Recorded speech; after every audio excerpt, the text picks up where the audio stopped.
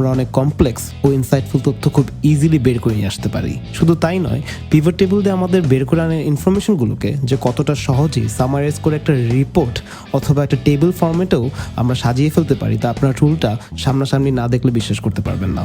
তো আজকে আমাদের সামনের এই ডেটা সেটটা দিয়ে জিনিসটাকে প্র্যাকটিক্যালি দেখব। আমাদের সামনে রয়েছে কোম্পানি XYZ এর অর্ডার রিলেটেড কিছু তথ্য।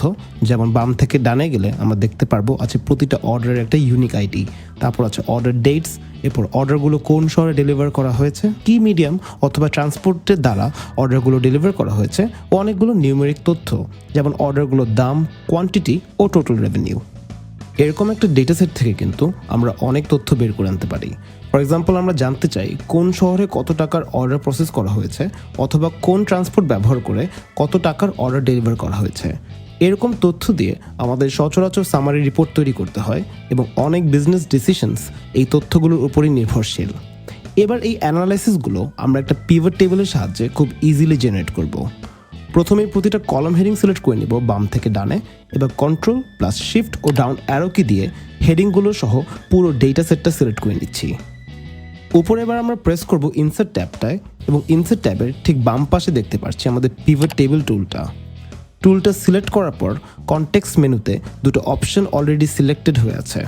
প্রথম অপশনটা জানতে চাচ্ছে আমরা কোন ডেটা সেট দিয়ে একটা পিভট টেবিল বানাতে চাচ্ছি। সিন্স একটু আগে আমরা ডেটা সেটটা নির্ধারণ করে এখানে এসেছি, আমাদের অলরেডি এখানে ডেটা সেটটার রেফারেন্স দেওয়া আছে। নিচের অপশনটায় এক্সেল জানতে চাচ্ছে আমরা পিভট টেবিলটা কোথায় জেনারেট করব। আমরা কি একটা নতুন ওয়ার্কশিটে পিভট টেবিলটা বানাবো নাকি একই ওয়ার্কশিটেই টেবিলটা জেনারেট করব।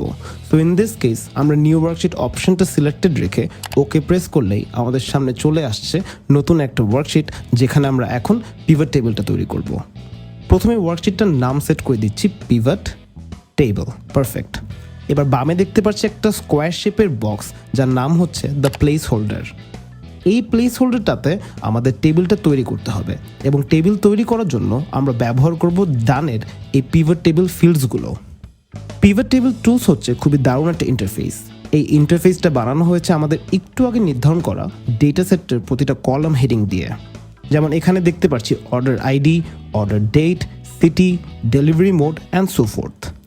তো আমরা এখন এই ফিল্ডসগুলো এক এক করে সিলেক্ট করে বামের এই প্লেস হোল্ডারটাতে আমাদের টেবিলটা তৈরি করব। একটু আগেই আমরা জানতে চাচ্ছিলাম যে কোন সিটি বা শহর কত টাকার রেভিনিউ অর্জন করে এনেছে অর্ডারগুলো প্রসেস করে। তো এবার আমরা সিলেক্ট করব এই সিটি লেখা ফিল্ডটা। বামে লক্ষ্য করলে আপনারা দেখবেন আমাদের ডেটা সেটটাতে যে 5টা শহরের নাম বারবার উল্লেখ করা ছিল সেই শহরগুলোর নাম অটোমেটিকলি টেবিলে চলে আসছে। এবার আমরা শহরগুলোর এগেনস্টে রাখবো টোটাল রেভিনিউ। তো নিচে গিয়ে এই টোটাল রেভিনিউ ফিল্ডটা সিলেক্ট করলেই আমাদের বাম পাশে আপনারা দেখবেন টেবিলে একটা রিপোর্ট আকারে আমরা রেভিনিউসগুলো শহরের এগেনস্টে দেখতে পাচ্ছি। তো জাস্ট চিন্তা করে দেখেন আমরা কত সহজে এরকম একটা ইনফরমেশন 2-3 ক্লিকে বের করে আনতে পারি একটা পিভট টেবিলের সাহায্যে। এবার এই টেবিলটার ইনফরমেশন ঠিক আছে, তবে আমরা চাচ্ছি নিচে আরেকটা পিভট টেবিল তৈরি করে অন্য একটা নতুন তথ্য শো করব। তো এবার সিলেক্ট করছি নিচের এই সেলটা। এবার আবারও ইনসার্ট ট্যাবে গিয়ে প্রেস করব পিভট টেবিল টুল। সিন্স আমরা এবার আগে কোনো ডেটা সেট সিলেক্ট করে আসিনি, প্রথম অপশনটা এখন খালি। তো স্পেসটা সিলেক্ট করে আমরা যাব অর্ডার ইনফরমেশন ট্যাবটাতে। এবার কিবোর্ড বা মাউসের সাহায্যে সিলেক্ট করে নিচ্ছি এক্স্যাক্টলি আগের ডেটা সেটটাই। পারফেক্ট।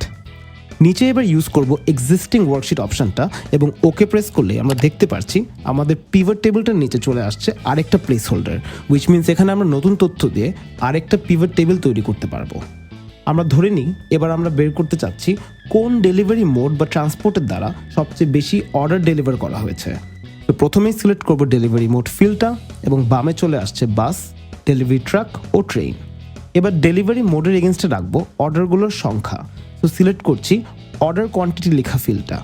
তো বামে আমরা খুব ক্লিয়ারলি দেখতে পাচ্ছি যে বাস দিয়ে সবচেয়ে বেশি অর্ডার ডেলিভার করা হয়েছে। অ্যামেজিং। এখন আপনারা হয়তো ভাবছেন নিচের এই 4টা অপশন আসলে কি।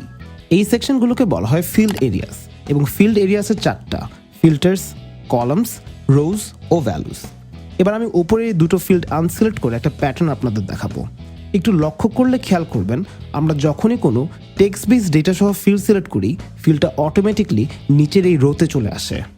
টেক্সট বেস ডেটা বলতে বোঝাচ্ছি যে কলামগুলোতে কোনো নিউমেরিক বা নম্বর ভিত্তিক ডেটা নেই। ফর এক্সাম্পল আমরা যখন সিটি ফিল্ডে সিলেক্ট করি, সিটি ফিল্ডে লেখা আছে বরিশাল, চিটাগং, ঢাকা ও অন্যান্য শহরগুলোর নাম, এবং এই ইনফরমেশনগুলো কিন্তু শব্দভিত্তিক, উইচ মিনস এখানে কোনো নিউমেরিক ডেটা বা নাম্বার দিয়ে ডেটা স্টোর করা নেই। ফার্দারমোর সিটি সিলেক্ট করলে সেটা চলে আসে এই রোজ এরিয়াতে, এবং বামে দেখতে পাচ্ছি বরিশাল থেকে সিলেট পর্যন্ত প্রতিটা শহরের নাম এখন সাজানো আছে রো ওয়াইজ, উইচ মিনস উপর থেকে নিচে। আমরা এবার সিলেক্ট করব আরেকটা text base field, for example delivery mode. বামে লক্ষ্য করলে আপনারা আবারও দেখবেন আমাদের ডেলিভারি মোডের অপশনগুলো এখন রো ওয়াইজ চলে আসছে শহরের ইনফরমেশনগুলোর সাথে।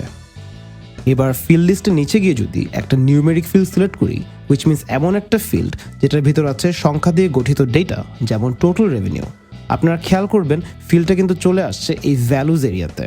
সো ইন সামারি আমাদের রোতে আছে সিটি ও ডেলিভারি মোড, ও রোগুলোর এগেনস্টে আছে কিছু নিউমেরিক ডেটা বা values, which in this case হচ্ছে আমাদের টোটাল রেভিনিউ।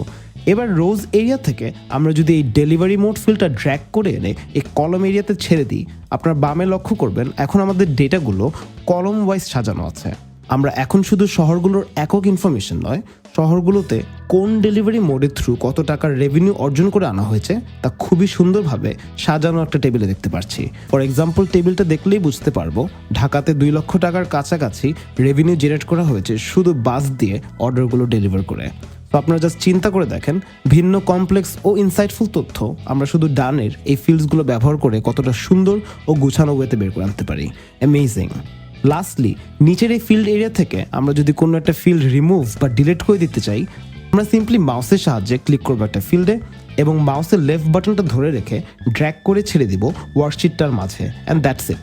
আমাদের ফিল্ডটা রিমুভ হয়ে যাচ্ছে ও বামে টেবিলটা আবারও updated automatically. So this is all for this video.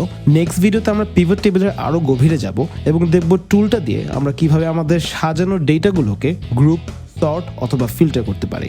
So thank you for tuning.